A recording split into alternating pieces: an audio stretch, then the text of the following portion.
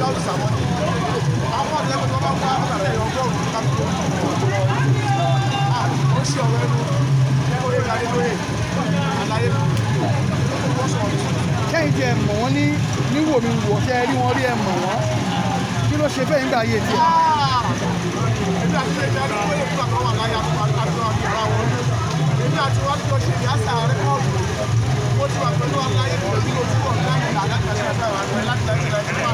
which is 32 years ago láti ó ṣe ọláyé wọn ti wọ́n sí àwọn láàárọ̀ àádọ́rọ̀ láti ó di olówó rà ẹsẹ̀ ní 1991 ẹ jẹ́ mọ̀ dáadáa ni. ní 1991 ó jẹ́ pé nígbà tó fẹ́ ṣe àwọn rẹ́kọ̀dù tó wà ní rẹ́kọ̀dù yẹn nígbà tó ṣe rẹ́kọ̀dù nígbà tó ṣe wà bẹ́ẹ̀ nígbà tó ṣe yẹn kò wá ní lámọ̀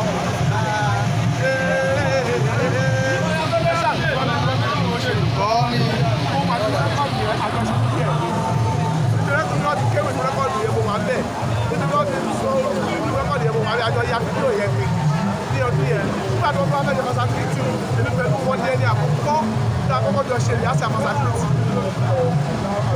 èmi pẹ̀lú Gbàdágbéga Adébóyè ní ẹni àkọ́kọ́ ọkọ̀ṣẹ́ wa fún wọn tẹ́ màá tún ti lóde pariwo ẹ̀ fáwọn tí yóò mọ orí pẹ́pẹ́ pọ̀ ní abẹ́ èmi pẹ̀lú wọn lẹ́ni tá àkọ́kọ́ jọ ṣe ìyáṣà ẹ̀ nínú ilé wọn. kí wàá ní inú ìgbàgbé orúkọ ṣe fún yín. alẹ́ nìkan ó mọ̀ wàláyò nígbà tí mo kọ́ ṣe first album ti tèmi ní year 2000 rẹ́kọ̀dù wọn fi pé orúkọ lórí kọ́kọ́ láti jẹ́ náà alẹ́ nìkan kúrò lọ́kọ́ kọ́ pé lórí rédíò ká ọmọ gidi ni wọ́n náà ṣe rẹ́kọ̀dù tó ní báyìí bóyá máa bọ̀ lórí ètò àwọn olówó kọ́kọ́ jẹ́ kí wọ́n mọ̀ mí lórí program Gbénga Adébóyè ni wọ́n ti kọ́kọ́ mọ̀ mí lẹ́yìn ìgbà náà Gbàdágbéga wá ní kíní kan bó o bá sọ pé ó pọ̀ níwájú wọn kò ní lọ wá ọ̀yá ọkùnrin ọ̀tún ẹ̀ sílẹ̀ àbá wa ni ọ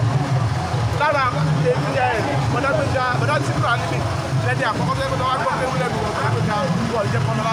èmi lẹ́ni ẹ̀kejì mo lè fọwọ́ ìgbà yà. ẹ̀ṣọ́ àmàrí bá wọ́n yá. ó ní délé wọ́n yẹ ká sọ̀rọ̀ ní pásọ̀ ẹ̀dìtì Gbàdágbéga sọ pé ó yá sọ́túpẹ̀ ó ní aláìgbègbè wà láàyè ẹni wọ́n o kọ́lọ̀ kó máa forí jì wọ́n nígbà tó lọ́kọ̀ wá gbé ṣe ẹ̀jẹ̀ nígbà Gbàdágbéga wá fẹ́ rẹ́kọ̀dù wá sí gbẹ̀yìn gbogbo ọlọ́gbọ́n gbé gbọ́dọ̀ tó ẹ̀kọ́ kó jáde ìwà gbẹ̀yìn lọ́dọ̀ ní láìláì náà láwọn rẹ́kọ̀dù Gbàdágbéga wá sí gbẹ̀yìn ó wá sí láìláha ìlànà wọ́n tó pé láìláìlà wọ́n wá tọ́jú ọ̀sìn pé Gbàdágbéga lágbára Ọlọ́run